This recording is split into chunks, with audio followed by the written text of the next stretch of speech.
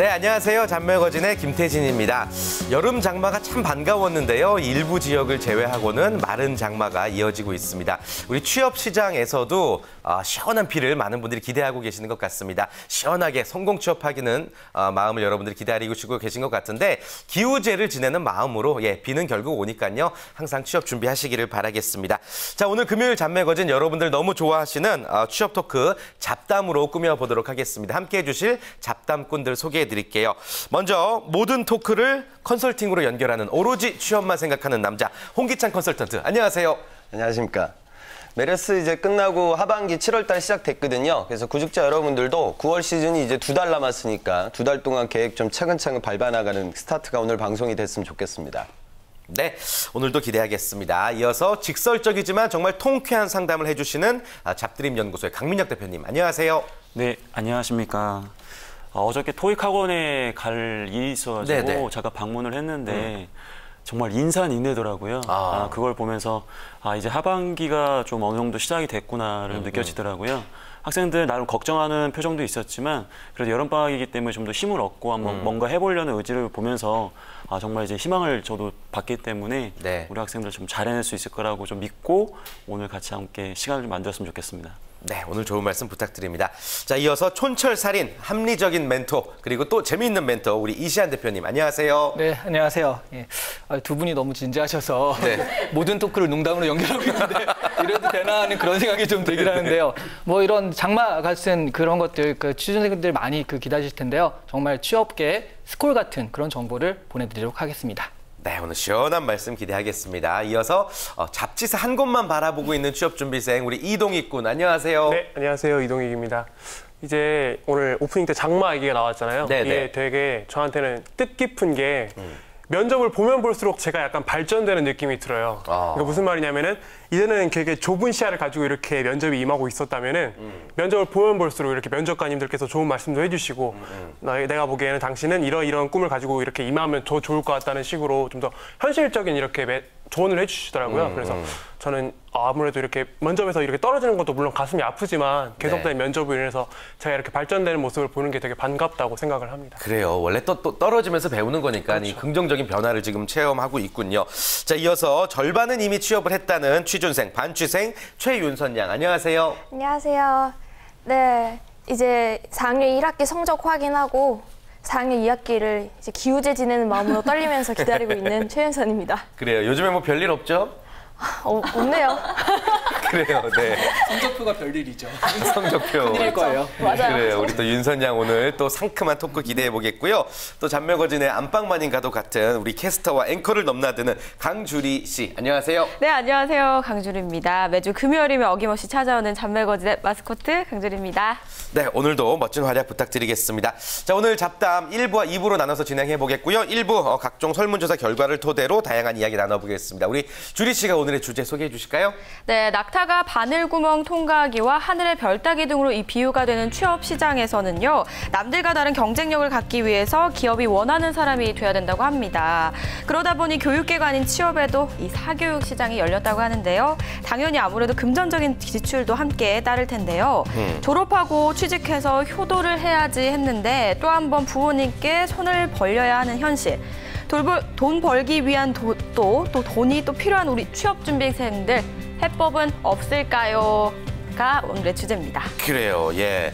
뭐니 해도 머니가 최고일 수 없는 우리 취업준비생들의 이야기를 좀 들어봐야 될 텐데 실제로 설문조사 결과가 있죠. 평균적으로 어느 정도 취업 준비를 하는데 비용이 들던가요? 네, 4년제 대학 졸업자들이요. 취업을 하는데 준비하는 기간이요. 평균 1.2년으로 나타났고요. 네. 또 이 기간 동안 드는 사교육비가 평균 무려 510만 원이라고 합니다. 500만 원이면 굉장히 큰 엄청나죠. 돈인데. 한 학기 예. 등록금입니다. 그래요. 대학 입학하면 고생이 끝이다라고 이야기를 했던 게 엊그제인데 언제인지 그때를 생각할 수 없을 정도로 돈이 많이 들고 있습니다.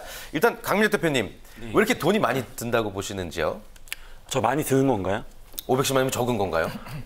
일단은 돈을 벌기 위해서 돈을 투자한다고 그건 투기인 것 같고요. 예. 그게 금액이 얼마이든지 간에 그건 중요한 액수는 아닌 것 같고. 근데 만약에 평생에서 자기의 길을 찾고 자기가 원하는 쪽으로 어떠한 기초 능력을 쌓는다라고 한다면 510만 원 저는 큰 돈은 아니라고 생각하거든요. 미래를 위한 투자일 수 있다. 그러니까 어떻게 그 돈을 쓰는지가 중요한 것이지 돈의 규모는 상대적으로 중요한 것 같지는 않은데 물론 이제 우리 취준생 입장에서는 부담스러운 금액이라는 것은 충분히 알고는 있지만 우리 학생들 조금 불필요한 부분을 줄일 수 있다면 예를 들어서 뭐 굳이 제가 뭐 술을 먹지 마라 그런 건 아닌데 제가 강남역에 살아요. 집이. 근데 거기 보면은 불황인가 싶거든요. 정말 그쵸. 밤에 보면 정말 젊은 친구들이 정말 인산이네요. 거기도. 그래서 과연 이게 정상적으로 돈을 쓰고 있는 건가 이제 그런 고민을 저도 좀 하고 있습니다. 좀 상대적으로 봤을 때 이거는 뭐 많이 들어간다고 얘기할 수 없는 부분이 있다.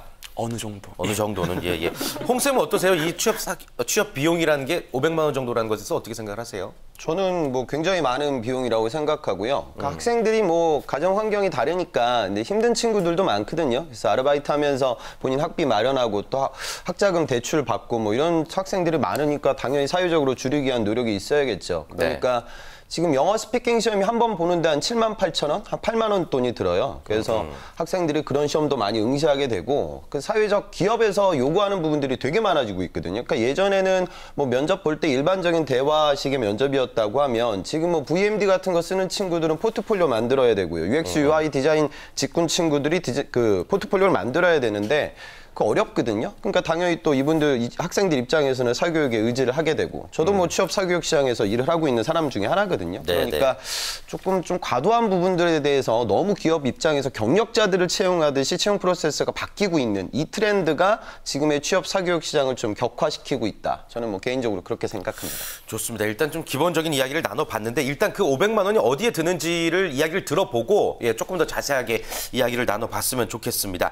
어느 정도 어디에 돈이 많이 들어가던가요? 네, 취업 준비에도 사실 말하자면요. 공교육과 이 사교육으로 좀 나뉩니다. 취업 경쟁이 치열한 만큼 사교육비가 또 올라간다는 건데요. 실제로 대통령 직속 청년위원회가 청년 구직자 취업 준비 실태 조사를 좀 해봤더니요. 취준생의 58.7%가 공교육격인 대학이 제공하는 강좌와 프로그램을 듣고 있고요. 44.3%가 학원과 취업 컨설팅 같은 사교육을 받는 경험이 있는 것으로 나왔습니다. 거의 절반이 사교육을 받고 있다는 거죠. 그래요. 취업 사교육에 들어가는 비용이 이제 500만 원 정도라고 이제 생각을 하면 되겠군요. 주변에서 혹은 본인 얘기도 좋고요. 취업 사교육을 많이 받고 있나요? 어때요? 저 같은 경우는 이제 주변에는 없고요. 일단 제가 사교육을 받아본 적이 있어요. 근데 남들이 다 받는 이런 토익이나 그런 거는 아니고 제가 아무래도 이 잡지사 취업을 준비를 하다 보니까 예전에도 이렇게 얘기를 들었는지 모르겠는데 글쓰기를 이렇게 신청한 적이 있었거든요. 그래서 글쓰기? 그래서 현직 에디터 분으로부터 글쓰기 강의를 들은 거예요, 제가. 근데 한 달인가 이제 4번 수업을 들었는데 그 비용 언급하면 안 되는 거죠? 언급해야 돼요. 무조건 해야 돼요. 한 달에 50을 불렀어요. 4번 강의에? 근데 저는 이제 그때는 되게 절실하다고 제가 스스로가 생각했던 때거든요. 지금은 물론 약간의 여유가 생겼지만 그때는 정말 지금 취업하면 안 돼. 정말 큰일 나. 이런 식으로 좀 생각을 할 때라서 그런 것도 들으면서 약간 글쓰기를 이렇게 했었는데 지금 돌이켜 생각해보면 그렇게까지 할 필요가 있었을까라는 생각이 들어요. 그러니까 물론 이제 지나고 나서 하는 후회일 수도 있지만 좀 그게 좀 합리적이지 못한 비용일 수도 있었겠다는 생각이 들더라고요. 그래요. 50만 원 이제 기부했다고 생각해요. 유니세프. 것 같아요. 그래요. 저 같아도 네. 주리 씨도 사교육을 받은 거잖아요, 사실. 아카데미에서. 네, 저는 일반적인 회사 기업이랑 약간은 다르잖아요. 저희 쪽에서도 사교육비인 것 같아요. 굉장히 몇 개월 동안 몇백만 원을 들여서 저 돈 많이 들였네요. 열심히 뽑아야겠습니다. 좀 안 받을 수가 없는 상황인 것 같아요. 사실은 설문조사 그 맞습니다. 이상의 분들이 더 사교육을 많이 받는다고 생각이 드는데 윤선양 경우는 어때요? 저는 지금 방송 끝나고 사교육 받으러 가야 돼요. 그래요? 어떤 사교육 받아요? 중요한 스케줄이군요, 평상시에. 영어, 중국어 그런 거 시험 보는 것 때문에 근데 솔직히 저는 지금까지 방학 동안 내내 사교육을 한 번도 안 받아본 적이 없는 것 같아요. 계속 학원을 다녔기 때문에 특히 지금 취준생이다 보니까 제 주위에서도 이제 한 명도 안 펴놓고 다 토익 학원, 뭐 토플 뭐 그런 걸 계속 다니더라고요. 네. 좀 안 받으면 떨어질 것 같은 마음 때문에라도 계속 받게 되는 거고 이게 필수적인 건지 절대적인 건지는 모르겠습니다만 아무튼 세 분이 이제 사교육 시장에 이제 몸담고 있는 입장으로서 좀 이야기를 들어봤으면 좋겠습니다. 뭐 어느 정도의 비용이 적당한 건지 그리고 또 학생들이 많이들 교육을 받고 있죠 지금?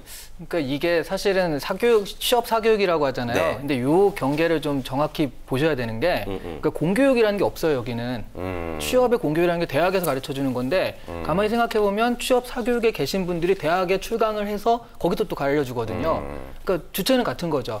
결과적으로 돈을 누가 내느냐, 대학에 내느냐, 학생이 내느냐인데. 대학생인 경우에는 이제 대학에서 내는 거고요. 그러면 거기 오면은 취업 프로그램을 들으면 되는 거고, 이제 졸업한 후에는 이제 그럴 수가 없으니까 이렇게 좀 갈리는 것 같아요. 그래서 지금 얘기하는 이 사교육이라는 것과 공교육이라는 것이 없으니까 이건 어쩔 수 없이 이렇게 될 수밖에 없는 상황이 좀 있고요. 그러면 아까 동익군이 말했던 뭐 그런 거는 저는 그런 건 진짜 나쁘다고 보거든요. 과외거든요. 그거는 사교육이라기보다는 그냥 과외라서 그런 식의 뭐 부르는 게 값인 그런 거 좀 나쁘다고 봐서 실제로 뭐 4번 하는데 50몇만 원을 냈다 이런 거는 사실 우리 수능에서 쪽집게 뭐 그런 거나 마찬가지잖아요. 그래서 그런 건 좀 과하다고 보고 있고 대신 뭐 보통 우리가 일반적으로 강의를 듣는다거나 그런 건 학생들은 어쩔 수가 없습니다. 그러니까 그거를 대학에서 듣든지 아니면 그냥 여기 학원에서 듣든지의 차이지 듣는 건 똑같으니까. 네. 그래서 그런 부분에 있어서는 어느 정도 선에서 지불해야 되는 거는 좀 필요한 것 같아요. 그래요. 좀 구분을 정확하게 해주셨습니다. 강민호 대표님 입장은 어떠세요? 저도 이 질문에서 뭐 자유로울 수 없는 지금 직업을 갖고 있기 때문에 지금 굉장히 조심스러운데 네.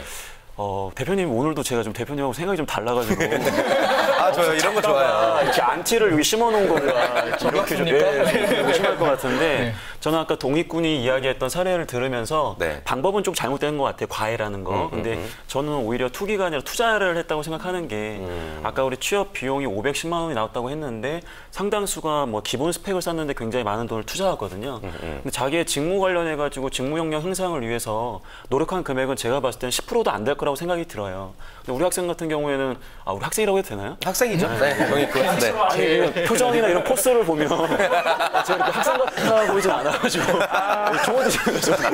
그래서 대리님이 표정은. 네. 우리 이동군 같은 경우에는 되게 굉장히 좋은 사례로 느껴지고요. 다만 아까 얘기하신 것처럼 공감이 되는 부분은 제가 지난주에 이화여대에 이제 강의를 갔다 왔는데 네. 그 강의를 이제 저희 학원에서도 하거든요. 같은 결과적으로 그 돈이 누구한테 가는 거냐인데 사실은 대학생 입장에서 봤을 때 학교에서 한다고 하더라도 그게 학비에 포함된 거잖아요. 그리고 밖에 나와서 또 직접적으로 돈이 나가는 거다 보니까 이게 과연 공과 사를 구분할 수 있는 기준이 되느냐? 저도 그건 아니라고 생각을 해요. 그러면 말 그대로 취업 이 업계에 교육이란 게 필요하냐를 먼저 살펴봐야 될 것 같고요. 네. 만약에 필요하다고 한다면 사회적으로 조직적으로 이런 것들을 대체할 수 있는 어떠한 프로그램이 있어야 되는 것인지에 대해서 좀 같이 고민을 해서 만약 그게 필요하다고 하면 말 그대로 공교육을 통해서 한번 진행해 보는 것도 좀 도움이 될 것 같다는 생각을 좀 갖고 있습니다. 그래서 제가 말씀드린 게 그거거든요. 그러니까 필요하다고 판단이 돼야 되잖아요. 근데 가령 이것을 뭐 100명의 학생들이 듣고서 이거 괜찮았어, 도움이 돼. 이거는 뭐 쓰레기야. 뭐 이럴 수 있잖아요.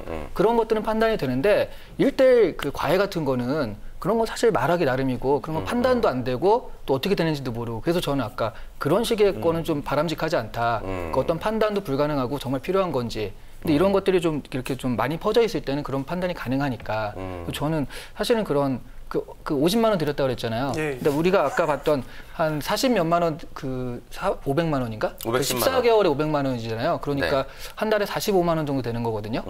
그중에 한 30만 원이 토익이란 말이죠. 그러면 보통은 15만 원 정도를 쓰는 건데 50만 원 쓴 건 남들보다 굉장히 많이 쓴 거거든요. 그런 건 좀 과하다고 보는 겁니다. 그래요. 예. 무슨 저한테 이동익군의 그 과외가 진짜 마음에 안 들었던 것 같습니다.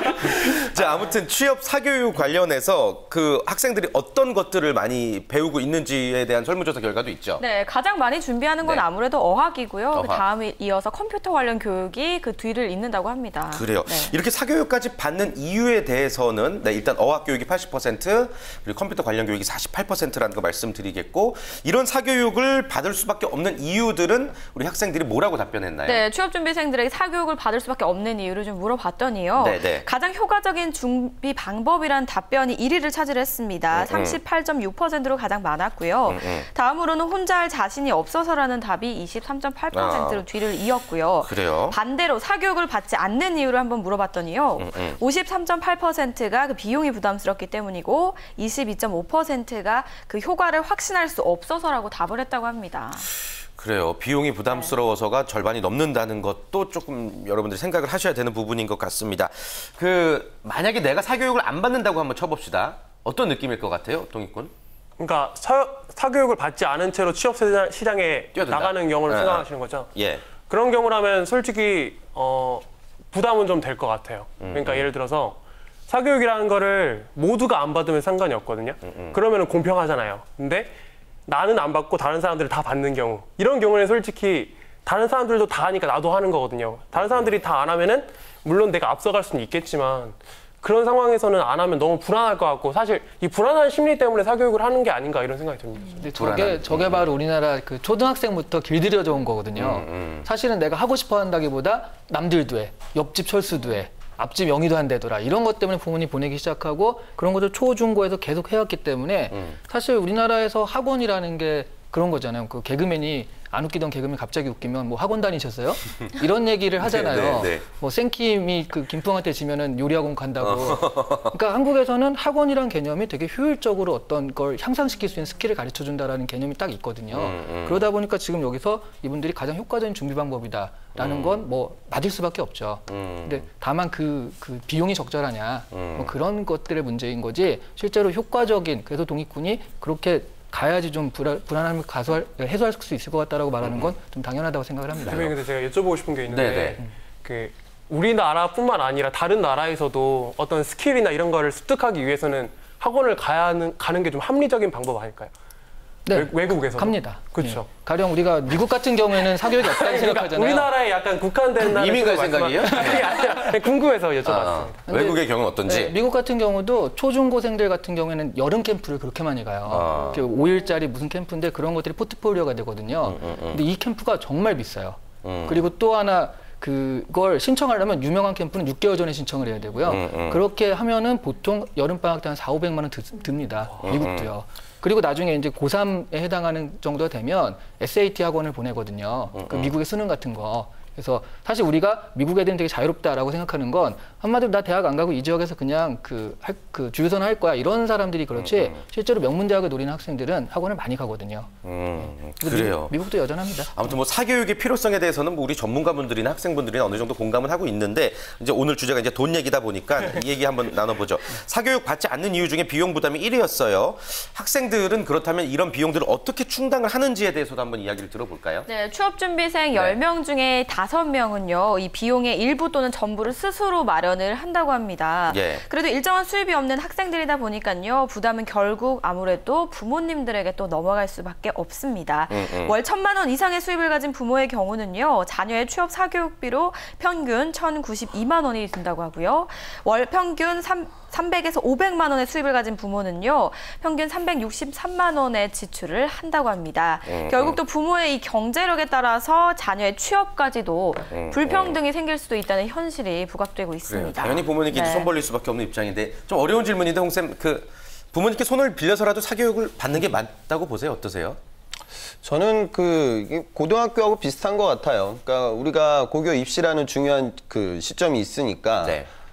근데 여러분도 아시겠지만 공부 잘하는 친구들은 그 EBS 강의만 듣고도 충분히 합격을 하거든요. 그러니까 예. 취업도 마찬가지입니다. 그래서 여러분들이 좀 의지만 있고 시간 안배만 잘 하시는 분들은 그런 거 없이도 충분히 취업을 할 수 있어요. 그런데 이 사교육을 본인이 그냥 쇼핑하듯이, 그러니까 나의 의지가 약하니 그 의지를 높이기 위한 방안으로 활용하는 이런 부분들이 좀 있죠. 그리고 저도 취업 사교육 시장에 몸담고 있기 때문에 조심스러운 이야기이긴 한데, 저는 좀 여러분들이 좀 안 좋은 사교육 업체들은 잘 좀 고려를 해보셔야 될 것 같아요. 그러니까 제가 보기에는 제일 안 좋은 게 이런 거죠.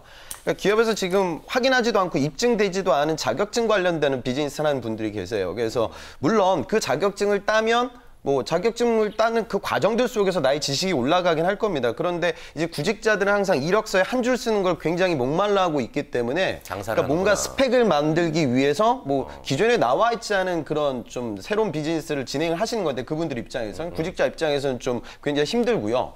또 저도 취업 컨설팅을 하지만 좀 나쁜 분들도 되게 많아요. 그러니까 이런 거죠. 저 최윤선 학생 지금 나이가 어떻게 돼요? 그다음에 학교 어디예요? 그럼 취업 못해, 대기업 못 가. 그러면은 내가 좀 도와줄까? 이런 식으로 진행되는 굉장히 나쁜 분들이 있어요. 예. 그래서 나쁜 놈들이죠. 그러니까 되게 리얼하시네요. 그러니까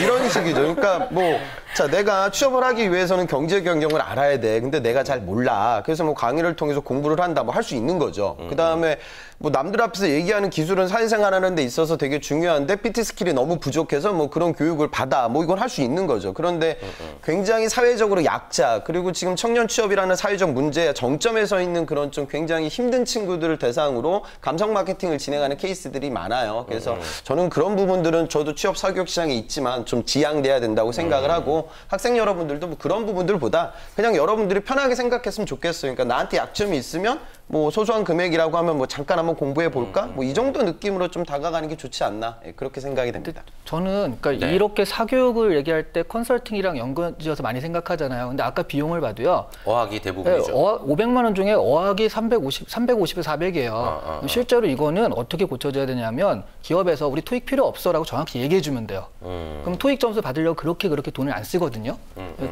그런 부분들이 사실은 영어라는 부분들을 좀 먼저 해주면 이런 사교육비의 반 이상은 그냥 날아가는 건데 그런 것들을 안 해놓고 자꾸 이제 사실 영어가 이제 그런 문제가 있는데 그런 것도 안 해놓고 컨설팅이라든가 이런 쪽에만 자꾸 포화를 하면은 그건 좀 안 맞는 것 같다는 생각이 좀 드네요. 네, 좋습니다. 그 사교육을 대하는 우리 취업 준비생들에게 굉장히 현명한 자세가 필요할 것 같고, 또 취업 준비생들을 대하는 사교육 담당자들에게도 굉장히 책임 있고 신중한 자세가 중요할 것 같습니다. 사실 뭐 예스 올 노 토크, 뭐 사교육이 필요하다에 대해서 어느 정도 공감하니까 이거 넘어가도록 하겠고요. 그 다음 주제로 한번 가보도록 하겠습니다. 돈 얘기를 했을 때 취업 준비생들이 제일 또 걱정하는 부분이 성형까지 해야 돼요예요. 예, 성형까지 해야 됩니까? 이거 성형도 스펙입니까? 성형이 돈이 진짜 많이 드는 건데 나도 이거를 면접 앞두고 해야 됩니까? 라고 많이들 궁금해하시고, 좀 웃을 수밖에 없는 얘기긴 하지만 너무 심각한 것 같아서 오늘 잠깐이나마 좀 얘기를 나눠봤으면 좋겠습니다. 취업 성형 비용이 실제로 드는지, 그리고 몇 명의 학생들에게나 드나요? 네, 사실 사회가 굉장히 특이하게 돌아가면서 성형까지 사교육비로 나뉘는데요. 성형은 네. 병원마다 또 편차가 워낙 심해서요. 그 금액도 차이가 꽤 있다고 하는데요. 2014년에 한 조사 결과를 보시면요. 대학생 10명 중에 3명은 취업을 위해서 성형 수술을 고려를 하고 있고요. 되게 많은 숫자예요. 네. 3명이면. 예. 30% 이상인 거죠. 성형 예. 수술에 들어갈 것으로 예상되는 비용은 또 평균 351만 원이라고 합니다. 예. 요즘은 일생에서 가장 예쁘게 보이고 싶은 순간이요. 결혼식이 아니라 취업, 그 면접 장소라고 한다고 합니다. 그래요? 얼마나 슬픈 아니, 현실입니까? 성형으로 350만 원을 네. 예상할 정도면 어디까지 고치겠다는 건지 굉장히 비싼 건데. 그것도 평균 금액이에요. 그래요. 네. 일단 기본적으로 세 분 좀 보수적인 입장이신지 어떠세요? 성형 필요하다고 보세요, 홍 쌤? 저는 그렇게 보면 돼요. 만약 방송 보시는 분들 중에 예. 내가 뭐 볼에 점이 이만하다, 아니면 뭐 앞니가 하나 빠져 있다, 그러면 당연히 뭐 이건 처리해야겠죠. 그리고 뭐 방송국 아나운서를 좀 지향한다 그러면 약간은 신경 쓸 수 있을 거예요. 그런데 대부분의 기업에서 여러분들 외모 별로 보지도 않고요. 여러분들 이쁘다고 해서 뽑지도 않고, 여러분들 이뻐서 뽑는 기업이라고 하면 그런 데는 입사하시면 안 돼요. 그러니까 괜히 또 여학생들 그런 거 무슨 또 후기 알아보고 어디 찾아볼 시간에 경제신문이나 보시고요. 그런 쓸데없는 노력들은 좀 안 했으면 좋겠습니다. 아, 시원한 독서를 해주셨습니다. 강민혁 대표님도 같은 의견이세요? 어떠세요? 예, 저도 뭐 택도 없는 이야기라고 생각을 하고 있고요. 우리 이동익 군이랑 우리 최윤선 양 딱 보면 우리 이동익 군은 약간 얼굴이 조금 까마잖아요. 네네. 근데도 아니. 그럼에도 불구하고 생기가 좀 있어 보여요. 그러니까 예를 들어 힘이 있어 보인다는 거죠.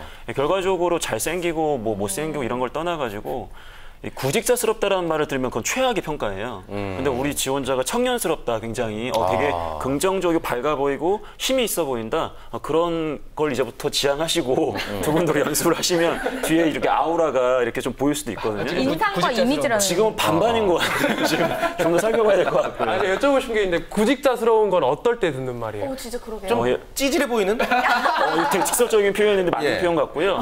급해 보이는. 굉장히 작은 부분에도 자신감 없어 해 보이고, 항상 이렇게 눈이 저처럼 퀭해 보이고, 뭔가 딱 보면 영혼이 별로 없어 보이는 약간 그런. 약간 근데 강민혁 대표님이 구직자스럽게 생긴 분들이 좀 제가 이제 안 좋은 기준이에요. 제가 안 좋은 기준이고, 제가 나름 면접을 보면 이제 많은 좋은 결과를 얻어냈었는데 유일하게 고치지 못했던 게 그 생기 발랄함이에요. 항상 면접장 가면 어저께까지 뭐 아르바이트를 많이 하고 오셨냐, 뭐 이런 질문 엄청 많이 받았거든요. 제가 이건 좀 안 되는 것 같습니다. 본연의 이미지인 것 같아요. 아니, 아까 주리 씨 말씀하신 대로 요즘의 이미지. 저의 저격수로 심어줘. 제가 이 디스를. 진짜 아니, 주리 씨 진짜 말씀하신 대로 외모가 아니라 이미지인 것 그렇죠. 같아요. 이미지와 진짜로. 인상이 중요한 것 같아요. 윤선양 혹시 성형을 고려해 본 적이 있나요? 아니면 뭐 어디 더 고칠 생각이 있나요? 주위 사람이 고려해본 적이 저는 근데 진짜 솔직히 맨날 고민하는 것 같아요. 제 얼굴에 대해서. 너무 예뻐요. 맞아요. 근데 사진 이게 방송인가요? 저도 아나운서라는 직업을 준비를 하다 보니까 정말 아무래도. 신경 있어요. 주위에서도 막 좀만 더 고치면 이뻐지지 않냐. 그리고 제 친구들도 막 톡보톡스 맞고 이마 넣고 막 이러면서 나 사진 찍으니까 더 잘 나와. 이렇게 얘기를 하다 보니까 신경이 자꾸 쓰여요. 아무래도. 네, 그리고 사실 지금 이렇게 컨설턴트 분들이 뭐 외모 상관없다 이렇게 말씀을 하셨지만 여성 구직자들의 경우에는 제 친구들 사례만 봐도 그렇고 외모가 그렇게 뭐 좀 문제가 있다. 또 심지어 신문 기사를 봐도 뭐 어느 기업은 외모를 보고 뽑는다. 뭐 이렇게 나오니까 신경을 안 쓸 수가 없게 되는 것 같아요. 사실 이런 얘기하기 조금 조심스러운데요. 제가 네. 한 2년 전에 들은 얘기인데. 성형했어요, 2년 전에? 아니요. 2년 전에 들은 얘기인데요. 들은 얘기인데, 저 그 은행에서 예, 취업을 예. 하는데 어떤 분이요, 여성분인데요. 굉장히 대학교 다닐 때부터 얼짱으로 좀 유명을 하셨대요. 근데 토익 성적이 뭐 600점대 거의 낮은 수준이죠. 근데 특채는 아니지만 공채로 채용이 됐는데 본사에 얼굴격으로 그렇게 취업이 된 경우가 있다고 하더라고요. 저 굉장히 그때 쇼크 받았었거든요. 그게 좀 잘못된 정보 아닐까요? 좀 과장된 정보 아닐까요? 얼굴 과장- 때문에 설마? 저도 좀 그랬으면 하는데 성형외과에서 나온 정보 아니에요? 아니, 제 지인으로 통해서 들었는데 굉장히 충격적이었어요. 이런 경우가 있을 수가 있나요? 그분은 아마 얼굴도 출중했고 실력도 그다음에 출중했으니까. 똘똘했겠죠. 그러니까 당연히 그런 거지. 여러분들이 너무 이렇게 단편적인 모습에만 너무 입각하지 않았으면 좋겠어요. 그다음에 저는 아까 이야기가 나왔는데 동익학생 제가 오늘 대기실에서 잠깐 들었는데 오늘 면접 본다고 하지 않았어요? 예, 맞습니다. 근데 면접 보러 오늘 지금 이 자리에 온 건데 저는 글쎄요, 제가 좀 보수적이라서 그런지 모르겠지만 동익학생을 보면 이렇게 생동감도 느껴지고 파이팅도 느껴지고 그러니까 이런 부분이 좋은 거지 뭐 면접관 가서 내가 뭐 깔끔하게 생기고 코가 높고 눈이 크고 뭐 그런 걸 보는 임원분들이 아니에요. 그러니까 인상을 보고 이야기하는 내용들을 보면서 파이팅이 넘치고 열정이 보이는 걸 보는 거지 예쁘장하게 생긴 이목구비 때문에 여러분들 맞아요, 기업에서 맞아요. 뽑지 않아요. 여기 연예인 뽑는 자리가 아닙니다. 그러니까 그런 부분을 좀 오해하지 않았으면 좋겠어요. 네, 네. 저는 성형이 조금 필요할 수도 있다라고 보거든요. 네, 왜냐하면 이게 사실은 외모 보고 뽑지는 않습니다. 근데 사실 저도 한 1년 반 정도 전에 이렇게 다이어트를 좀 해가지고 한 10kg를 싹 빼니까 되게 약간 더 자신감. 원래도 저 자신감 있었지만 나중엔 이래도 되나 싶을 정도의 자신감이 생기더라고요. 근자감 아닌가요? 네, 그렇죠. 근거는 없습니다. 근데 아까 우리 강민혁 대표님이 그 취준생들이 좀 자신 없어 보이고 이런 것들 여학생 같은 경우에는 특히 외모에 대한 컴플렉스가 있고 그러다 보니까 실제로 내가 이렇게 좀 약간 시술을 받아가지고 조금 더 나아졌다라고 하는 것이 자신감의 근원이 될 수 있는 것 같아요.